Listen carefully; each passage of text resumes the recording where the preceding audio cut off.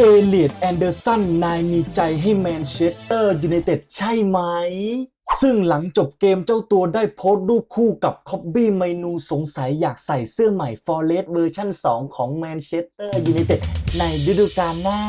ซึ่งเจ้าตัวไม่ได้ลงแค่กับคอบบี้ไมโนแต่ด้านไปลงคู่กันกับพี่เกษมคาเซมิโดที่เพิ่งจากแมนเชสเตอร์ยูไนเต็ดไปในช่วงค่ำคืนที่ผ่านมา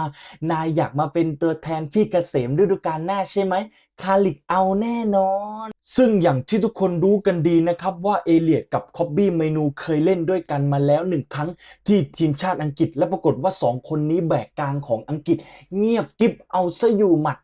เหมาะเหม็งที่จะมาแมนยูในฤดูกาลหน้ามาเถอะเอเลียดซึ่งหลังจากที่หลายๆคนเห็นฟอร์มของเอเลียดแอนเดอร์สันปะทะกับยูไนเต็ดเมื่อคืนนี้แถมจัดไป2 แอสซิสต์ทุกคนว่าเขาเหมาะเหม็งหรือเปล่า120 ล้านปอนด์แทนคาเซมิโดในฤดูกาลหน้าเอาไม่เอาครับตัวนี้คอมเมนต์มาบอกกันหน่อยนะจ๊ะ